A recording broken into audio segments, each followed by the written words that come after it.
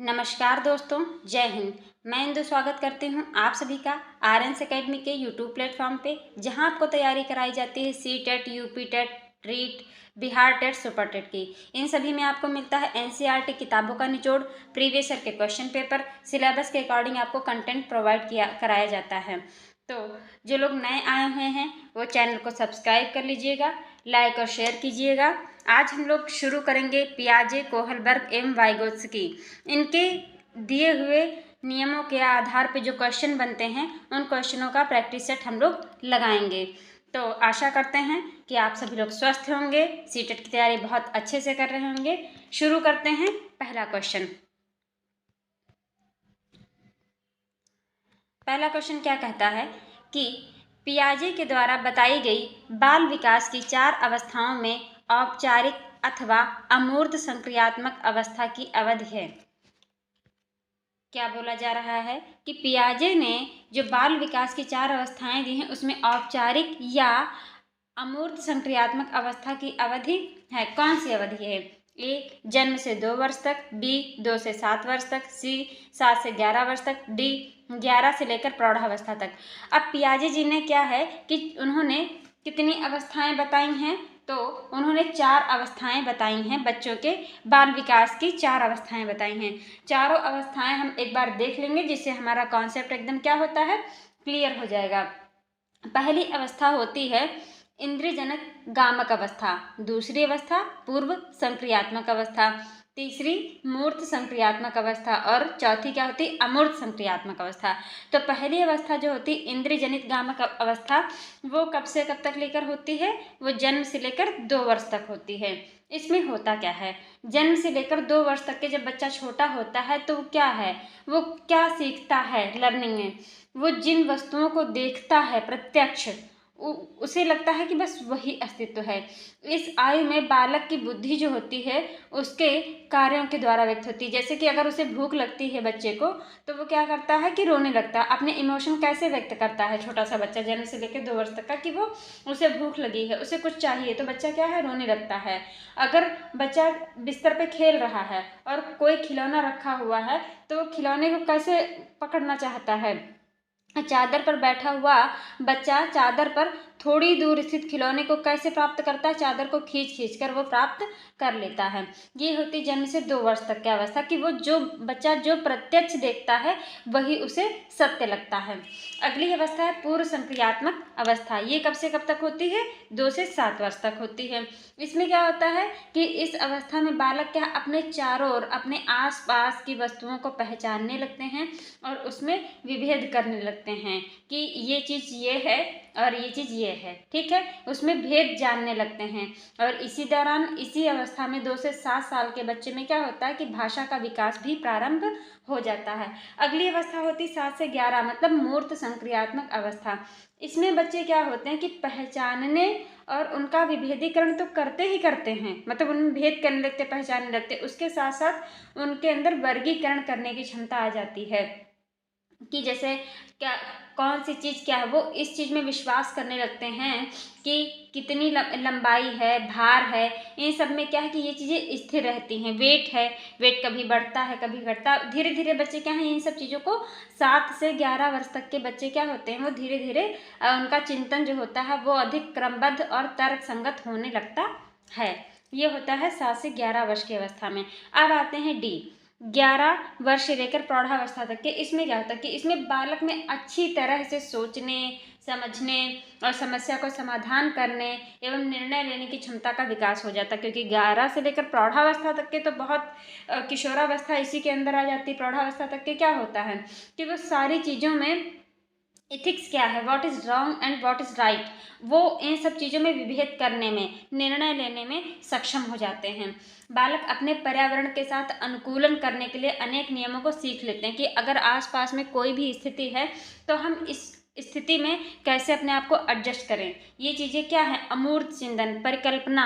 किसी भी चीज़ को लेकर वो कल्पनाएं करते हैं और फिर उसको पूरी करने की कोशिश करते हैं। ये क्या होता है, अमूर्त चिंतन, जो दिखता नहीं लेकिन माइंड में क्या है, कल्पनाएं चलती रहती हैं कि मैं भविष्य में ये बनूंगा या फिर ये बनूंगी, ये कर लेंगे। तो 11 वर्ष से लेकर प्रौढ़ावस्था तक के जो क्या होती है, अमूर्त और औपचारिक या फिर औपचारिक संक्रियात्मक अवस्था कही गई है। तो इसमें ऑप्शन कौन सा सही होगा? डी सही होगा। कौन सा ऑप्शन है? D option.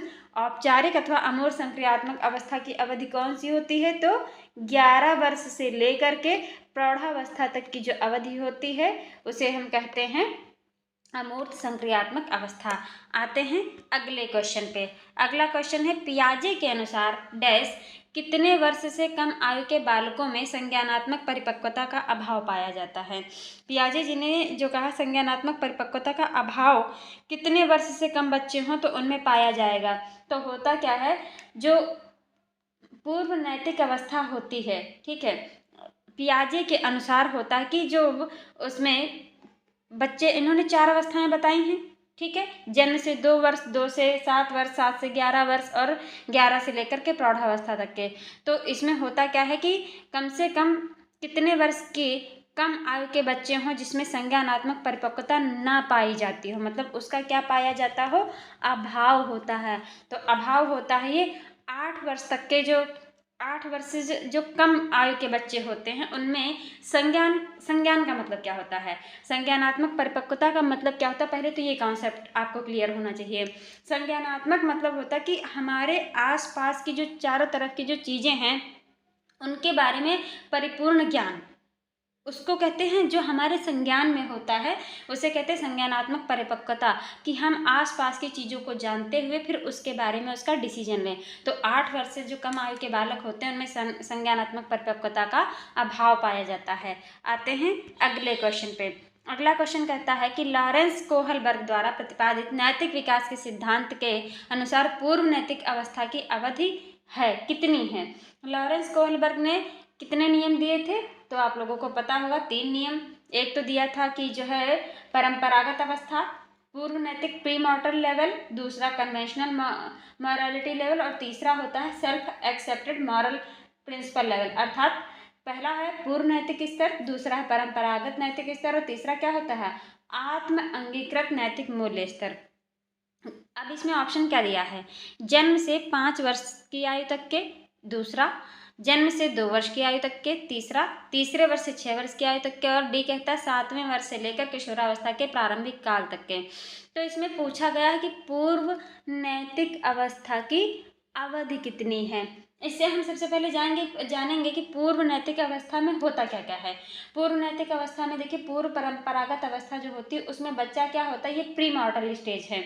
इसमें आज्ञा एवं दंड की अवस्था, मतलब छोटा बच्चा है उसको क्या है कि बड़े मम्मी पापा हैं या क्लास में टीचर्स हैं, गुरु हैं, तो वो क्या है, मतलब उन्हें बताते हैं, बच्चों को सिखाने के लिए चीज़ें बताते हैं, ऑर्डर देते हैं, तो वो आज्ञा का पालन करते हैं। उन्हें ऐसा लगता है कि अगर हम होमवर्क नहीं करेंगे तो हमें क्या है, उनके लिए दंड, कहते हैं कि आप पीटे जाओगे। क्लास में बोला जाता है अगर जो होमवर्क नहीं करेगा उसे पनिश किया जाएगा, बोला जाता है। तो ये आज्ञा दंड की अवस्था को क्या है, उनके अंदर ये चीज़ रहती है कि हमें अगर ये होमवर्क नहीं करेंगे तो हमें पनिश किया जाएगा, पनिशमेंट मिलेगी। ये होती है पूर्व नैतिक अवस्था। बी क्या कहता है, दूसरा, कि जन्म से 2 वर्ष तक की आयु के। तो इसमें पूछा, क्वेश्चन क्या पूछा गया कि पूर्व नैतिक अवस्था। हम लोग पढ़ रहे थे कि लॉरेंस कोहलबर्ग का जो नैतिक अवस्था के सिद्धांत है उन्होंने 3 दिए हैं। पहला हमने आपको बता दिया पूर्व परंपरागत अवस्था जो प्री मॉर्टल स्टेज है उसके बारे में, आज्ञा एवं दंड की अवस्था होती है इसमें।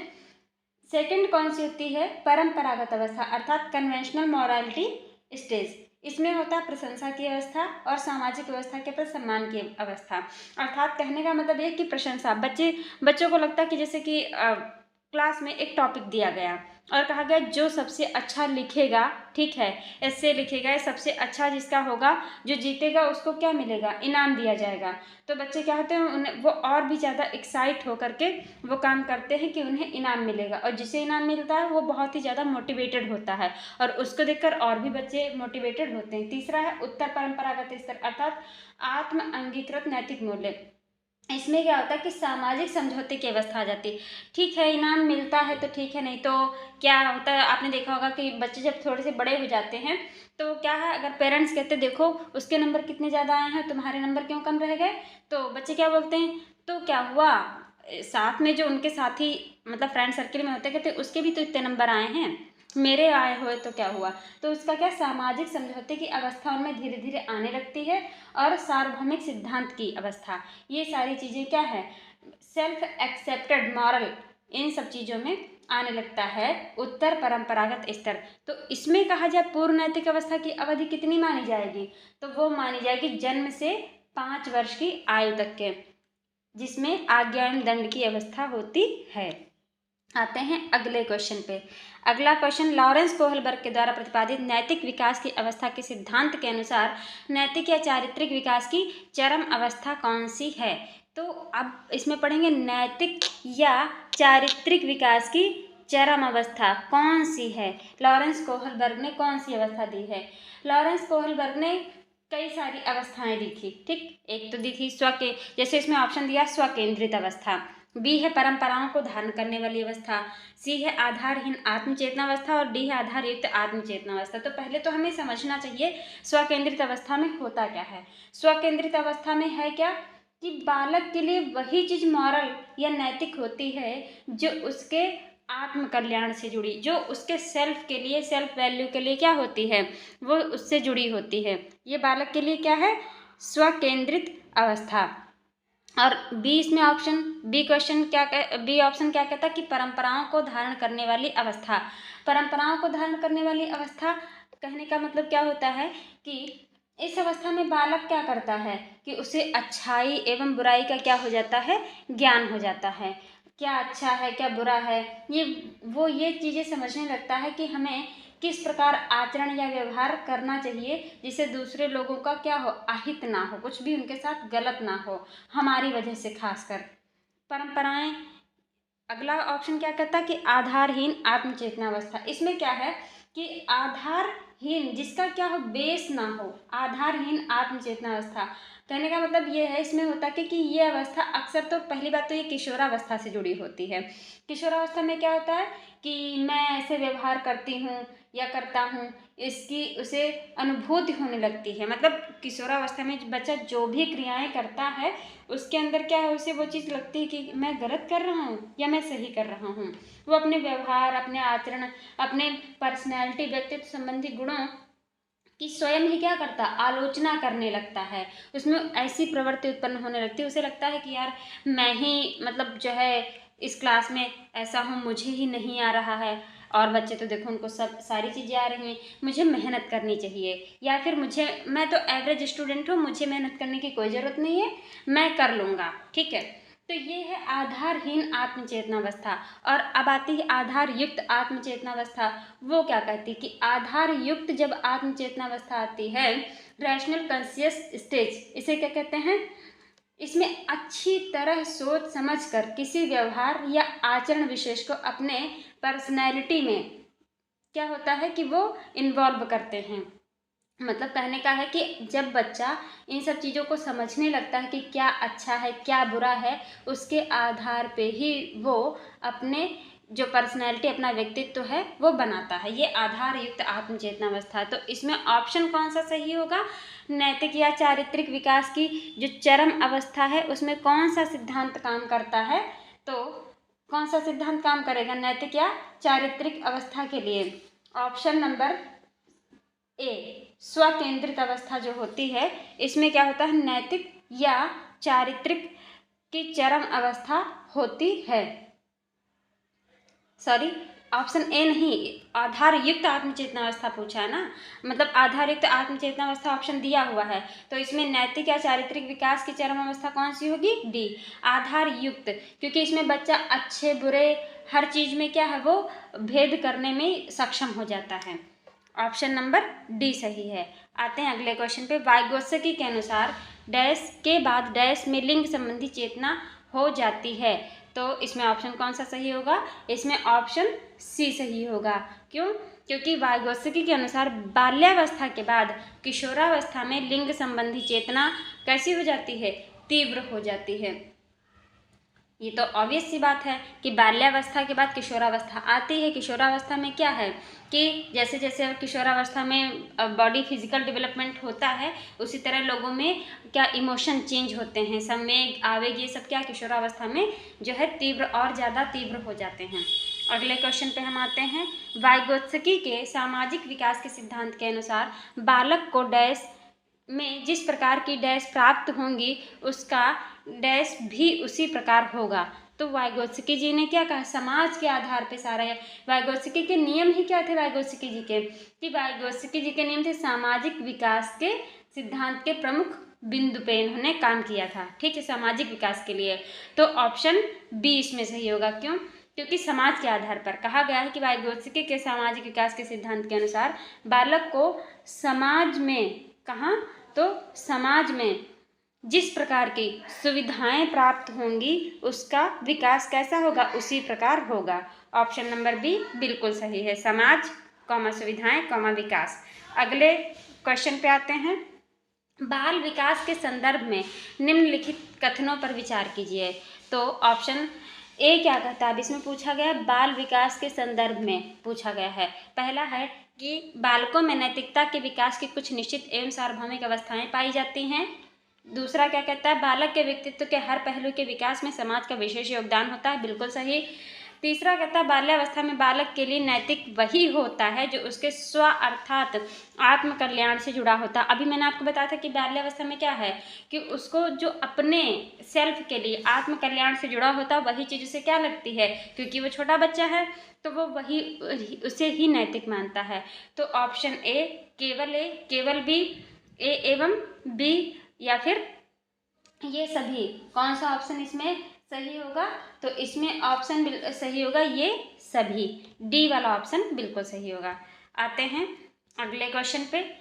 जीन पियाजे के संज्ञानात्मक विकास के सिद्धांत के अनुसार किस अवस्था में बालक परिकल्पनात्मक ढंग से समस्याओं पर विचार करता है। अब देखिए इसमें ऑप्शन में क्या कह दिया, बालक परिकल्पनात्मक ढंग से समस्याओं पर विचार कर सकता है। तो परिकल्पना हमने किसमें बताई थी, अमूर्त संक्रियात्मक अवस्था या फिर औपचारिक, ठीक। अमूर्त मतलब जिसमें बच्चा कल्पनाएं करता है, बच्चा जब किशोरावस्था में आ जाता है तो क्या है वो बड़े बड़े सपने उसके दिमाग में ही चीज़ें चला करती हैं, कल्पनाएं करा करता कि मैं बड़ा होकर ये करूँगा, ठीक है, पेरेंट्स के लिए ये करूँगा या फिर करूँगी, या फिर मैं अपने लिए ये करूँगा, ये बड़ा होकर मैं बड़ी होकर ये बन के दिखाऊँगा। तो अमूर्त संक्रियात्मक अवस्था जो है ये बिल्कुल सही ऑप्शन है परिकल्पनात्मक ढंग से समस्याओं पर विचार करने के लिए। आते हैं अगले क्वेश्चन पे। लॉरेंस कोहलबर्ग के सिद्धांत में कौन सा स्तर नैतिकता की अनुपस्थिति को सही अर्थ में सूचित करता। अब लॉरेंस कोहलबर्ग ने क्या दिया था, 3 स्टेज दी थी, pre moral stage, conventional stage और फिर आत्म केंद्रित, ठीक है, यही तो दी थी, सेल्फ एक्सेप्टेड मॉरल प्रिंसिपल। तो इसमें ऑप्शन कौन सा सही है, ऑप्शन ए स्तर सेकंड, स्तर 2, स्तर 4, स्तर 1 या फिर स्तर 2। इसमें एक ही ऑप्शन 2 बार दे दिया है, तो इसमें ऑप्शन कौन सा सही होगा, कहा गया नैतिकता की अनुपस्थिति की बात। अब नैतिकता किसमें नहीं होती, जो बच्चे क्या होते हैं बिल्कुल छोटे होते हैं, प्री मॉरल स्टेज के बच्चे होते हैं, उनमें कोई नैतिकता, उसमें नैतिकता की तो अनुपस्थिति होती है। ऑप्शन नंबर सी एकदम सही आंसर है। आते हैं अगले क्वेश्चन पे। अगला क्वेश्चन, पियाजे के सिद्धांत के अनुसार निम्नलिखित में से कौन सा व्यक्ति के संज्ञानात्मक विकास को प्रभावित नहीं करेगा, भाषा, सामाजिक अनुभव, परिपक्वन या फिर क्रियाकलाप। कौन सी चीज नहीं जो है संज्ञानात्मक विकास को प्रभावित नहीं करेगा। ऑप्शन इसमें कौन सा सही होगा, पहला है भाषा, बी है सामाजिक अनुभव और सी कौन है परिपक्वन या फिर डी है क्रियाकलाप। तो जो सामाजिक अनुभव है, पियाजे जी ने कहा है कि व्यक्ति के संज्ञानात्मक विकास मतलब चारों तरफ की चीज़ें क्या हैं वो प्रभावित करें। तो भाषा प्रभावित करती है जो आसपास में होती है, ठीक है, और बी है सामाजिक अनुभव, सी है परिपक्वन और डी है क्रियाकलाप। तो सामाजिक अनुभव भी, क्योंकि संज्ञान की बात आ रही है तो समाज में आसपास क्या एक्टिविटी हो रही है, सामाजिक अनुभव होल्ड करते हैं। सी है परिपक्वन, ठीक है, इसको, और डी है क्रियाकलाप। तो इसमें ऑप्शन सही होगा बी सामाजिक अनुभव। क्यों ऑप्शन ये वाला सही होगा, भाषा प्रभावित करती है, परिपक्वन का मतलब होता है मैच्योरिटी, जैसे जैसे हम चीज़ों को सीखते जाते हैं वैसे वैसे क्या है समझदारी आती है, इसे कहते हैं मैच्योरिटी लेवल परिपक्वन। और डी है क्रियाकलाप, आपके आसपास जो क्रियाकलाप एक्टिविटी हो रही है उसी के आधार पे तो एक बच्चे का क्या होता है, कहते हैं माहौल बहुत इफेक्ट करता है बच्चों को। वो संज्ञानात्मक विकास होता है किसी भी पर्टिकुलर व्यक्ति के लिए। तो हमारा ऑप्शन इसमें सामाजिक अनुभव सही हो जाएगा, बी ऑप्शन। अब आते हैं हम अगले क्वेश्चन पे। अगला क्वेश्चन क्या कहता है कि वाइगोत्स्की के सिद्धांत में विकास के निम्नलिखित में से कौन से पहलू की उपेक्षा होती है? कौन से? ए सामाजिक, बी सांस्कृतिक, सी जैविक, डी भाषाई। तो वाइगोत्स्की के सिद्धांत में ऑप्शन नंबर सी जैविक जो ऑप्शन है इसकी उपेक्षा होती है। आते हैं अगले क्वेश्चन पे। 1 वर्ष तक के शिशु जब आँख, कान व हाथों से सोचते हैं, मतलब वो एक्टिविटी करते हैं, तो उन्हें लगता है वो मतलब आँख, कान और हाथों से सोचते हैं, तो निम्नलिखित में से कौन सा स्तर शामिल है? 1 वर्ष तक का बच्चा है तो ऑप्शन कौन सा इसमें सही हो जाएगा? इंद्रिय जनित गामक स्तर 0 से 2 वर्ष तक के, यही हमने बताया था ना। ऑप्शन नंबर सी बिल्कुल सही होगा, क्योंकि इसमें 0 से 2 वर्ष तक का बच्चा है जो अपनी आँखों से देखता है भय, क्रोध, डर, भय, क्रोध, प्रेम, यही सब चीज़ें, और वो सुनता है, ठीक है, फिर एक्टिविटी देता है। उसे भूख लगती है या फिर खिलौना पाना चाहता तो क्या हाथों से पकड़ता है। यह है इंद्रिय जनित गामक स्तर। अब आते हैं अगले क्वेश्चन पे। अगला क्वेश्चन, रिया कक्षा पिकनिक तय करने हेतु ऋषभ से सहमत नहीं है। वह सोचती है कि बहुमत के अनुकूल बनाने के लिए नियमों का संशोधन किया जा सकता है। यह सहपाठी विरोध पियाजे के अनुसार निम्नलिखित में से किससे संबंधित है? ए विषमांग नैतिकता, बी संज्ञानात्मक अपरिपक्वता, सी प्रतिक्रिया, डी सहयोग की नैतिकता। तो इसमें कौन सा ऑप्शन सही होगा? Option number D. क्यों सही होगा ऑप्शन नंबर डी सहयोग की नैतिकता? क्योंकि कहा गया रिया जो है जब पिकनिक पे सभी बच्चे जा रहे हैं लेकिन वो ऋषभ से क्या है, सहमत नहीं है। वो सोचती है, रिया सोचती है कि बहुमत के अनुकूल बनाने के लिए नियमों का क्या किया जाए, संशोधन किया जाए। यह सहपाठी विरोध किसके अंतर्गत आता है? तो सहयोग की नैतिकता, मॉरलिटी के अंतर्गत आता है। आते हैं अगले क्वेश्चन पे। निम्नलिखित में से कौन सा वाइगोत्स्की के सामाजिक सांस्कृतिक सिद्धांत पर आधारित है? सामाजिक सांस्कृतिक सिद्धांत पूछा गया है, इसमें कौन सा वाइगोत्स्की के इस पे? पहला सक्रिय अनुकूलन, बी पारस्परिक शिक्षण, सी संस्कृति निरपेक्ष संज्ञानात्मक विकास, डी अंतर्दृष्टि अधिगम। इसमें संस्कृत वाला लग गया है, ठीक है, ये हटा देते हैं, अधिगम रहेगा, अंतर्दृष्टि अधिगम। तो इसमें कौन सा ऑप्शन सही होगा? ऑप्शन नंबर बी पारस्परिक शिक्षण जो है ये सामाजिक सांस्कृतिक सिद्धांत पर आधारित है, वाइगोत्स्की के आधार पे, ठीक है। आते हैं अगले क्वेश्चन पे।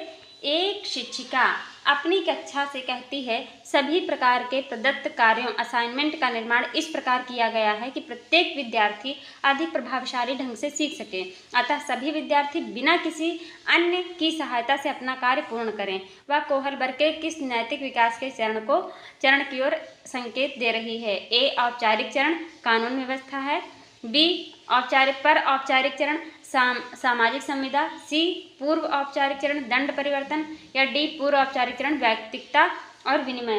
तो इसमें कौन सा ऑप्शन सही हो जाएगा? ऑप्शन नंबर ए औपचारिक चरण।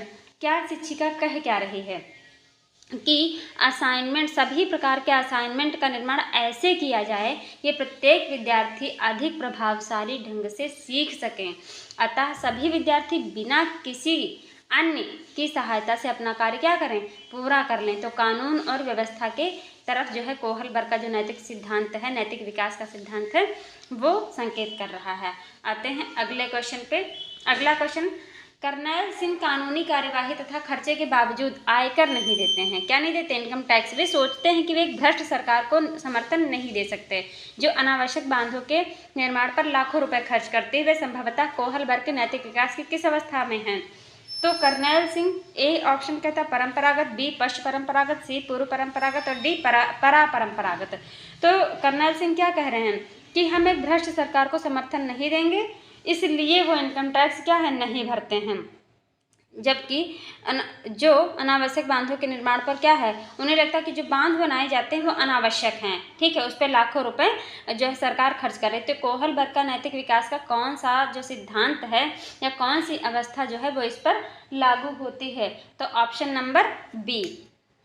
नंबर बी पश्च परंपरागत अवस्था जो इसमें आएगी वो इनके लिए लागू होती है। आते हैं अगले क्वेश्चन पे। निम्नलिखित में कौन सी संज्ञानात्मक क्रिया दी गई सूचना के विश्लेषण के लिए प्रयोग में लाई जाती है? पहला वर्णन करना, बी पहचान करना, सी अंतर करना, डी वर्गीकृत करना। कौन सा ऑप्शन इसमें सही होगा? तो सी अंतर करना सही होगा कि संज्ञानात्मक क्रिया की दी गई सूचना के विश्लेषण के लिए प्रयोग में कौन सी लाई जाती है क्रिया? अंतर करना। आते हैं अगले क्वेश्चन पे। एक शिक्षिका अपने शिक्षार्थियों की इस रूप में मदद करना चाहती है कि वे एक स्थिति की अनेक दृष्टिकोणों की सराहना कर सके। एक ही स्थिति है लेकिन उसके कई सारे दृष्टिकोण हों, उनकी सराहना कर सकें। वह विभिन्न समूहों में एक स्थिति पर वाद विवाद करने के अनेक अवसर उपलब्ध कराती है, डिबेट करवाती है टीचर, ठीक है। वाइगोत्स्की के परिप्रेक्ष्य के अनुसार उसके शिक्षार्थी विभिन्न दृष्टिकोणों को करेंगे और अपने तरीके से उस स्थिति के अनेक परिप्रेक्ष्य विकसित करेंगे। ऑप्शन ए क्या कहता है? तर्क संगत, बी आत्मसात, सी निर्माण या डी सक्रियकरण। तो इसमें कौन सा सही ऑप्शन हो जाएगा? ऑप्शन नंबर बी आत्मसात। क्यों सही हो जाएगा? क्योंकि जो टीचर है वो क्या कर रही है? टीचर अपने शिक्षार्थियों की, अपने स्टूडेंट्स की क्या हेल्प करना चाहती है। उन्हें एक ऐसी पर्टिकुलर, जैसे कोई टॉपिक दिया गया, उसमें अपने अपने दृष्टिकोण के आधार पर डिबेट करिए, उन्हें कई सारे अवसर उपलब्ध कराती है। वाइगोत्स्की के परिप्रेक्ष्य के अनुसार शिक्षार्थियों को वो क्या मतलब सिखा रही है? तो आत्मसात, उस टॉपिक को आत्मसात करें। अगर फेवर में बोल रहे हैं या फिर अनफेवर में बोल रहे हैं तो चीज़ों को वैल्यूएबल तरीके से रखने के लिए वो अवसर प्रदान कर रही है। आते हैं अगले क्वेश्चन पे। वाइगोत्स्की के सिद्धांत का निहितार्थ है, क्या अर्थ है? निहित अर्थ क्या है वाइगोत्स्की के सिद्धांत का? ऑप्शन ए प्रारंभिक व्याख्या के बाद कठिन सवालों को हल करने में बच्चे की सहायता ना करना, बी बच्चे उन बच्चों की संगति में श्रेष्ठतम रूप से सीख सकते हैं जिसका बुद्धि लब्धांक उनके बुद्धि लब्धांक से कम होता है, सी सहयोगात्मक समस्या समाधान, डी प्रत्येक विद्यार्थी को व्यक्तिगत रूप से दत्त कार्य देना। तो इसमें ऑप्शन कौन सा सही होगा? सहयोगात्मक समस्या समाधान। क्यों? क्योंकि वाइगोत्स्की जी ने सामाजिक आधार पे सिद्धांत दिए। इसमें पहले में ऑप्शन ही ये गलत है। ऑप्शन गलत क्या मतलब क्या कह रहा? कि प्रारंभिक व्याख्या के बाद कठिन सवालों को हल करने में बच्चे की सहायता ना करना। अब यहाँ पे ये निगेटिव में आ गया ऑप्शन, तो ये क्या हो जाएगा? गलत। बी कहता कि बच्चे उन बच्चों की संगति में श्रेष्ठतम रूप से सीख सकते जिनका बुद्धि लब्धांक उनके बुद्धि लब्धांक से कम होता है। बिल्कुल नहीं। किसी का बुद्धि लब्धांक 140 है तो किसी का 90 है, तो क्या बच्चा सीखेगा नहीं? ऐसा बिल्कुल नहीं। सारे बच्चे ना एक क्लास में टॉपर होते हैं, ना सारे बच्चे मंदबुद्धि के होते हैं, ना ही सारे बच्चे क्या है एवरेज होते हैं एक ही क्लास में, ठीक है। एक कोई उसमें टॉपर होता, फर्स्ट डिवीज़न लाता है, कोई एवरेज होता है और कोई मंदबुद्धि का बच्चा होता। तो इससे इसका कोई भी कनेक्शन नहीं है। डी कहता है कि प्रत्येक विद्यार्थी को व्यक्तिगत रूप से दत्त कार्य देना। नहीं, अगर आप क्लास में हैं तो समावेशी शिक्षा हम लोगों को क्यों पढ़ाई जाती है? कि सारे विद्यार्थियों को एक साथ एक टॉपिक का कॉन्सेप्ट समझ में आ जाए, ठीक है। फिर चाहे वो मतलब किसी भी रूप में अगर अक्षम है तो उसे सक्षम हमें बनाना है। आते हैं अगले क्वेश्चन पे। अगला क्वेश्चन, लॉरेंस कोहलबर्ग के द्वारा प्रस्तावित निम्नलिखित चरणों में से प्राथमिक विद्यालयों के बच्चे किन चरणों का अनुसरण करते हैं? प्राथमिक विद्यालयों के बच्चे किन चरणों का अनुसरण करते हैं? ए आज्ञा पालन और दंड उन्मुखीकरण, बी व्यक्तिकता और विनिमय, सी अच्छे अंतः वैयक्तिक संबंध, डी असामाजिक अनुबंध और व्यक्तिगत आधार। ऑप्शन कौन सा इसमें है? ए कहता ए और बी कहता ए और सी कहता बी और ए और डी कहता बी और डी। तो इसमें कौन सा ऑप्शन सही हो जाएगा? बी और ए, मतलब ऑप्शन नंबर सी सही है। क्यों? व्यक्तिकता और विनिमय और ऑप्शन ए आज्ञा पालन और दंड उन्मुखीकरण। प्राथमिक विद्यालय में हमने आपको बताया था कि प्राथमिक जो प्राइमरी क्लास के बच्चे हैं वो क्या है, छोटे बच्चे होते हैं, उन्हें क्या है वो बड़े टीचर्स के क्या मानते हैं, ऑर्डर्स फॉलो करते हैं। ऑर्डर्स या फिर कहते हैं टीचर्स जो सिखाते हैं वो सीखते हैं और फिर या फिर उन्हें क्या लगता है कि अगर हम ये काम नहीं करेंगे, टीचर ने दिया है, होमवर्क नहीं करेंगे तो हमें पनिश किया जाएगा, ठीक है। अब आते हैं अगले क्वेश्चन पे। अगला क्वेश्चन क्या कहता है कि विचार न केवल भाषा को निर्धारित करते हैं बल्कि उसे आगे भी बढ़ाते हैं। ये विचार किसके द्वारा रखा गया था? जीन पियाजे, कोहलबर्ग, वाइगोत्स्की या पावलोव? तो ये तो सीधा सा आंसर है कि वाइगोत्स्की जी ने कहा था कि विचार न केवल भाषा को निर्धारित करते हैं बल्कि उसे आगे भी बढ़ाते हैं। आते हैं अगले क्वेश्चन पे। मानसिक विकास की औपचारिक संक्रियात्मक अवस्था की मुख्य विशेषता है। औपचारिक संक्रियात्मक अवस्था। क्या पूछा गया कि औपचारिक संक्रियात्मक अवस्था, अमूर्त चिंतन, मूर्त चिंतन, सामाजिक चिंतन, अहम केंद्रित चिंतन। तो 22 में कौन सा सही हो जाएगा? औपचारिक संक्रियात्मक अवस्था या फिर अमूर्त चिंतन। उसमें हमने आपको अभी पहले भी क्वेश्चन में पढ़ा है कि अमूर्त या औपचारिक संक्रियात्मक अवस्था होती है 7 से 11 से लेकर के प्रौढ़ावस्था तक की अवस्था। आते हैं अगले क्वेश्चन पे। कोहलबर्ग के अनुसार सही और गलत के बारे में बच्चे कब चिंतन करते हैं? ए, अलग आयु में अलग तरीके से, बी, अलग चरणों में समान तरीके से, सी, संदर्भ के अनुसार, या डी, अभिभावकों द्वारा प्रदत्त निर्देशों के अनुसार। तो ऑप्शन इसमें कौन सा सही हो जाएगा? ऑप्शन है अलग आयु में अलग तरीके से बच्चे सही और गलत के बारे में चिंतन करते हैं। अगले क्वेश्चन पे आते हैं। वाइगोत्स्की बच्चों के सीखने में निम्नलिखित में से किस कारक की महत्वपूर्ण भूमिका पर बल देते हैं? ए, सामाजिक, बी, आनुवंशिक, सी, नैतिक और डी, शारीरिक। अब वाइगोत्स्की जी हैं तो उन्होंने कौन से नियम दिए? सामाजिक नियम दिए, तो इसमें ऑप्शन कौन सा सही होगा? सामाजिक। अगले क्वेश्चन पे आते हैं। पियाजे के संज्ञानात्मक विकास के चरणों के अनुसार इंद्रिय जनित गामक अवस्था संवेदी प्रेरी या संवेदी प्रेरक अवस्था किसके साथ संबंधित है? ए, सामाजिक मुद्दों से सरोकार, बी, अनुकरण, स्मृति और मानसिक निरूपण, सी, तार्किक रूप से समस्या समाधान की योग्यता, डी, विकल्पों के निर्वाचन और विश्लेषण करने की योग्यता। अब इसमें आता है पहला संवेदी गामक अवस्था या इंद्रिय जनित गामक अवस्था, तो इसमें ऑप्शन कौन सा सही हो जाएगा? बी। बच्चे जैसा देखते हैं वैसा ही क्या अनुकरण करते हैं, उन्हें याद रहता है, स्मृति और मानसिक निरूपण करते हैं। आते हैं अगले क्वेश्चन पे। कोहलबर्ग के अनुसार शिक्षक बच्चों में नैतिक मूल्यों का विकास कर सकता है। शिक्षक बच्चों में नैतिक मूल्यों का क्या कर सकता है? विकास कर सकता है। तो ऑप्शन क्या ए क्या कहता है कि कैसे व्यवहार किया जाना चाहिए, इस पर कठोर निर्देश देकर, या बी, धार्मिक शिक्षा को महत्व देकर, सी, व्यवहार के स्पष्ट नियम बनाकर, डी, नैतिक मुद्दों पर आधारित चर्चाओं में उन्हें शामिल करके। तो इसमें ऑप्शन कौन सा सही हो जाएगा? Option number D. देखिए क्यों सही हो जाएगा? नैतिक मुद्दे जो होते हैं उन पर आधारित चर्चा जितनी ज़्यादा हम बच्चों के सामने क्या करेंगे किसी चीज़ के बारे में, जैसे अगर हम बच्चों को कहानियाँ सुनाते हैं, स्टोरी, तो बच्चे सारा काम छोड़ करके स्टोरी सुनने में बहुत ही इंटरेस्टेड हो जाते हैं कि उन्हें नई नई स्टोरी सीखने में क्या लगता, अच्छा लगता। और फिर अगर उसी स्टोरी में डिबेट करने को कह दो उस स्टोरी को सुना करके, तो कुछ बच्चों, क्योंकि सबका दिमाग अलग अलग होता है, अलग अलग प्रकार से एक ही टॉपिक के बारे में सोचता है, तो वो बच्चे जल्दी कैसे सीखते हैं? नैतिक मुद्दों पर आधारित चर्चाओं में उन्हें अगर शामिल कर लेते हैं तो। अगले क्वेश्चन पे आते हैं। पियाजे के अधिगम के संज्ञानात्मक सिद्धांत के अनुसार वह प्रक्रिया जिसके द्वारा संज्ञानात्मक संरचना को संशोधित किया जाता है क्या कहलाती है? प्रत्यक्षण, समायोजन, समावेशन या स्कीमा क्या कहलाती है? तो ऑप्शन नंबर सी, समावेशन क्या कहलाती है? समावेशन कहलाती है। आते हैं अगले क्वेश्चन पे। कोहलबर्ग के अनुसार सही और गलत के प्रश्न के बारे में निर्णय लेने में शामिल चिंतन प्रक्रिया को क्या कहा जाता है? ऑप्शन ए, सहयोग की नैतिकता, बी, नैतिक तर्कड़ा, सी, नैतिक यथार्थवाद, डी, अनैतिक यथार्थवाद। तो ऑप्शन नंबर बी, नैतिक तर्कड़ा, मॉरल जो तर्क करते हैं, ठीक है, वाद विवाद करते हैं, यही क्या है कि कोहलबर्ग के अनुसार सही और गलत के बारे में निर्णय लेने में शामिल चिंतन प्रक्रिया है। आते हैं अगले क्वेश्चन पे। पियाजे के अनुसार संज्ञानात्मक विकास के किस चरण पर बच्चा वस्तु स्थायित्व को प्रदर्शित करता है? अब इसमें पूछा गया कि वस्तु स्थायित्व को प्रदर्शित किसमें करता है? ए, मूर्त संक्रियात्मक चरण, बी, औपचारिक संक्रियात्मक चरण, सी, संवेदी प्रेरक चरण, या डी, पूर्व संक्रियात्मक चरण। कौन सा ऑप्शन इसमें सही होगा? तो पूर्व संक्रियात्मक चरण जो होगा वो पियाजे के अनुसार सही होगा, जिसमें वस्तु स्थायित्व बच्चा जो है सीख लेता है।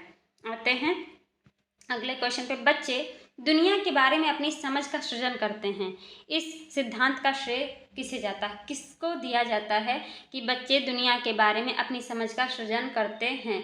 ऑप्शन नंबर ए, पियाजे बिल्कुल सही ऑप्शन है। पियाजे जी ने ही कहा था कि बच्चे जो होते हैं वो दुनिया के बारे में अपनी समझ का सृजन स्वयं करते हैं। आते हैं अगले क्वेश्चन पे। वह अवस्था जब बच्चा तार्किक रूप से वस्तुओं व घटनाओं के विषय में चिंतन आरंभ कर देता है, तो ये हमने आपको बताया था कि जब बच्चा तार्किक रूप से वस्तुओं और घटनाओं के विषय में चिंतन करने लगे तो वो कौन सी अवस्था हो जाएगी?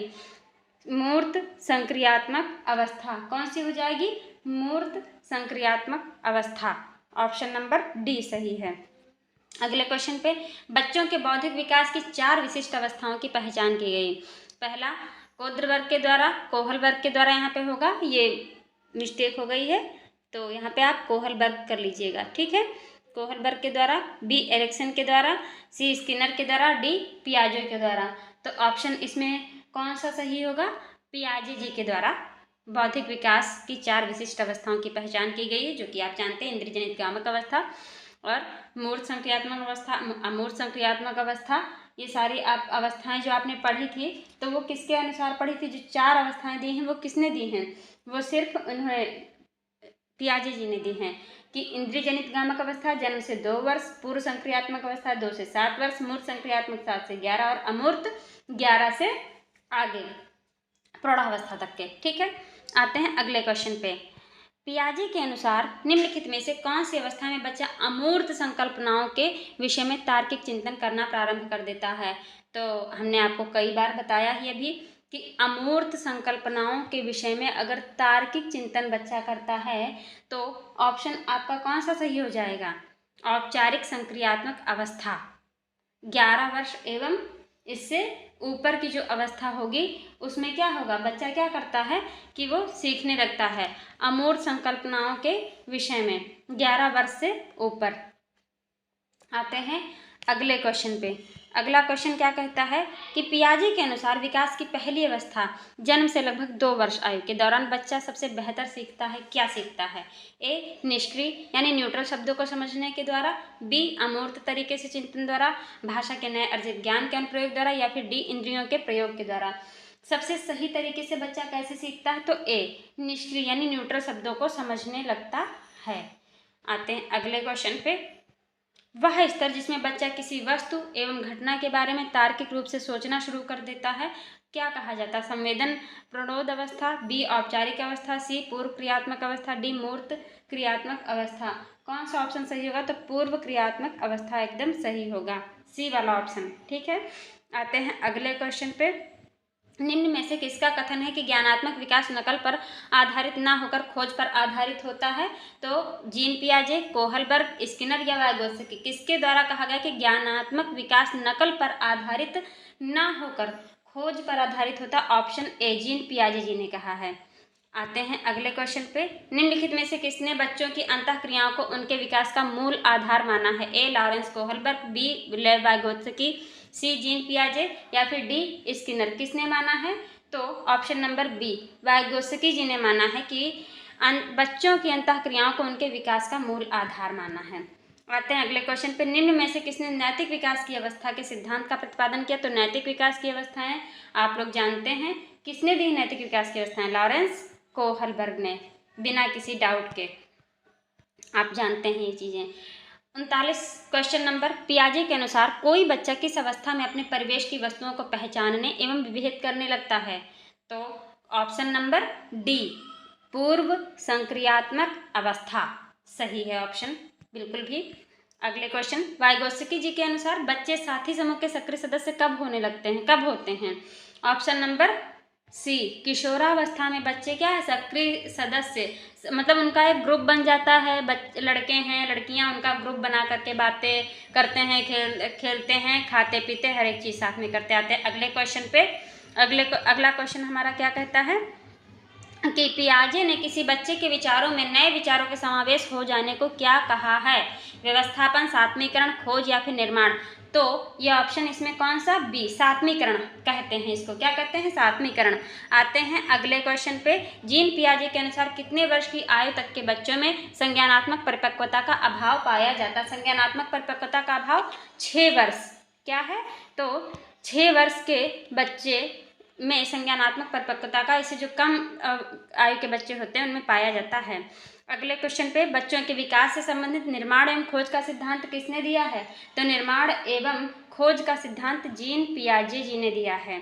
अगले क्वेश्चन पे आते हैं हम लोग। बच्चों में आधारहीन आत्मचेतना का संबंध उसके किस विकास की अवस्था से संबंधित है? तो आधारहीन आत्मचेतना किसमें आती है?